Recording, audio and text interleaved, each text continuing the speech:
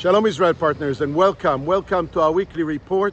I'm right now in kibbutz Kfar Azza in southern Israel, and this kibbutz suffered one of the most devastating attacks on October 7th when hundreds of operatives of Hamas invaded into the kibbutz here and brutally murdered 64 members of the kibbutz.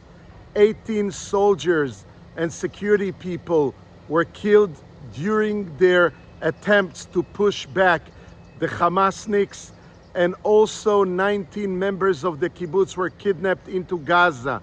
Really, the kibbutz suffered one of the most aggressive attacks ever known in Israel.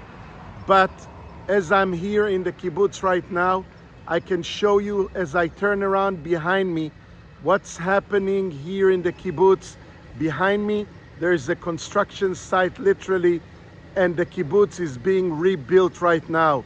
The homes, the houses that were exploded and bombed and burned, with some people burned alive even in those homes.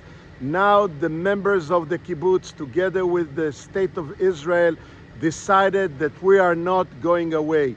They are returning back to their homes, and they are doing what the Jewish people and the Israelis are doing best. They are rebuilding. They are rebuilding their lives right here in this place, because they know for sure that they will never ever in a million years will let the people of Hamas, the terrorists, prevail over the righteous people who all they wanted to do is settle, cultivate their lands, and be pioneers in rebuilding the Jewish state after 2,000 years. So I can tell you for sure that this construction that takes place everywhere, and this fact that people already returned home, it tells you a lot about who we are, Israelis. We will never surrender to terrorism. We will always be firm and sure and assured that our way is the right way.